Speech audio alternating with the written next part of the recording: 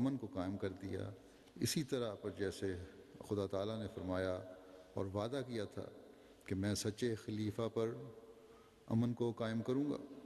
یہ پیش گوئی حضرت صدیق کی خلافت پر پوری ہوئی اور آسمان نے اور زمین نے عملی طور پر شہادت دے دی۔ پس یہ صدیق کی تعریف ہے کہ اس میں صدق اس مرتبہ اور کمال کا ہونا چاہیے۔ پھر خلیفہ ثانی حضرت عمر رضی اللہ عنہ کے مقام حب رسول اور اخلاص کے بارے میں حضرت مسیح موعود علیہ السلام فرماتے ہیں، ایک دفعہ حضرت عمر رضی اللہ عنہ آپ کے گھر میں گئے اور دیکھا، یعنی آپ صلی اللہ علیہ وسلم کے گھر میں گئے اور دیکھا کہ گھر میں کچھ اسباب نہیں، اور آپ ایک چٹائی پر لیٹے ہوئے ہیں اور چٹائی کے نشان پیٹھ پر لگے ہیں۔ تب عمر کو یہ حال دیکھ کر رونا آیا۔ آپ نے فرمایا کہ اے عمر، تو کیوں روتا ہے؟ حضرت عمر نے عرض کی کہ آپ کی تکالیف کو دیکھ کر مجھے رونا آ گیا۔ کیسر اور کسریٰ جو کافر ہیں آرام کی زندگی بسر کر رہے ہیں اور آپ ان تکالیف میں بسر کرتے ہیں۔ تب آن جناب نے فرمایا کہ مجھے اس دنیا سے کیا کام، میری مثال اس سوار کی ہے جو شدت گرمی کے وقت ایک اونٹنی پر جا رہا ہے، اور جب دوپہر کی شدت نے اس کو سخت تکلیف دی تو وہ اسی سواری کی حالت میں دم لینے کے لیے ایک درخت کے سائے کے نیچے ٹھہر گیا اور پھر چند منٹ کے بعد اسی گرمی میں اپنی راہ لی۔ حضرت عمر رضی اللہ عنہ کے رتبہ و مقام کے بارے میں ایک اور جگہ حضرت مسیح موعود علیہ السلام فرماتے ہیں کہ حضرت عمر رضی اللہ عنہ کا درجہ جانتے ہو کہ صحابہ میں کس قدر بڑا ہے، یہاں تک کہ بعض اوقات ان کی رائے کے موافق قرآن شریف نازل ہو جایا کرتا تھا، اور ان کے حق میں یہ حدیث ہے کہ شیطان عمر کے سائے سے بھاگتا ہے۔ دوسری یہ حدیث ہے کہ اگر میرے بعد کوئی نبی ہوتا تو عمر ہوتا۔ تیسری یہ حدیث ہے کہ پہلی امتوں میں محدث ہوتے رہے ہیں، اگر اس امت میں کوئی محدث ہے تو وہ عمر ہے۔ پھر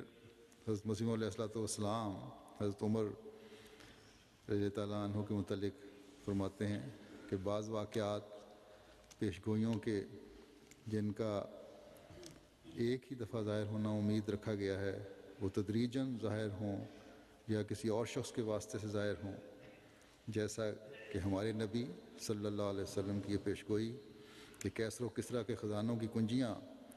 آپ کے ہاتھ پر رکھی گئی ہیں، حالانکہ ظاہر ہے کہ پیش گوئی کے ظہور سے پہلے حضرت صلی اللہ علیہ وسلم فوت ہو چکے تھے، اور جناب صلی اللہ علیہ وسلم نے نہ کیسر اور کسریٰ کے خزانے کو دیکھا اور نہ کنجیاں دیکھیں، مگر چونکہ مقدر تھا کہ وہ کنجیاں حضرت عمر رضی اللہ عنہ کو ملیں، کیونکہ حضرت عمر رضی اللہ عنہ کا وجود ذلی طور پر گویا جناب صلی اللہ علیہ وسلم کا وجود ہی تھا، اس لیے عالم وحی میں حضرت عمر رضی اللہ عنہ کا ہاتھ پیغمبر خدا صلی اللہ علیہ وسلم کا ہاتھ قرار دیا گیا۔ پھر حضرت مسیح موعود علیہ السلام فرماتے ہیں، جب تک امام کی دستگیری افاظ علوم نہ کرے تب تک ہرگز خطرات سے امن نہیں ہوتا۔ اس امر کی شہادت صدر اسلام میں ہی موجود ہے، شروع میں اسلام کے موجود ہے، کیونکہ ایک شخص جو قرآن شریف کا کاتب تھا اس کو بسا اوقات نور نبوت کے قرب کی وجہ سے قرآنی آیت کا اس وقت میں الہام ہو جاتا تھا جبکہ امام یعنی نبی علیہ السلام وہ آیت لکھوانا چاہتے تھے۔ ایک دن اس نے خیال کیا کہ مجھ میں اور رسول اللہ صلی اللہ علیہ وسلم میں کیا فرق ہے،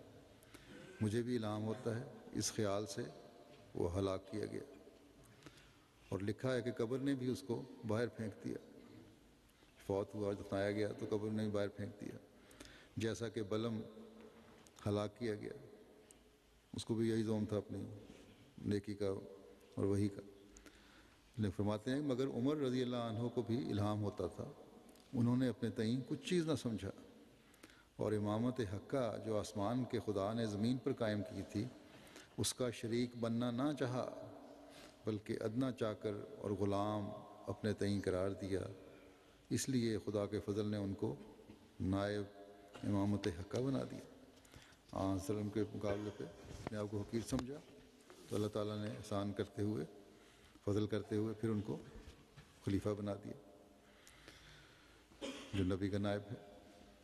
پھر سر الخلافہ کے صفحہ 326 میں حضرت مسیح موعود علیہ الصلوۃ والسلام بیان فرماتے ہیں کہ میرے رب نے مجھ پر ظاہر فرمایا ہے کہ ابو بکر، عمر فاروق اور عثمان رضوان اللہ علیہم اجمعین غایت درجہ ایماندار اور رشد و ہدایت سے معمور تھے۔ وہ ان لوگوں میں سے تھے جن کو اللہ تعالیٰ نے فضیلت بخشی ہے اور جو خاص طور پر مورد افضال الہیہ ہوئے ہیں۔ عارفوں کی ایک بڑی جماعت ان کی خصوصیات کی گواہ اور ان کی خوبیوں کی معترف ہے۔ انہوں نے محض رضائے الہی کی خاطر اپنے وطنوں کو چھوڑا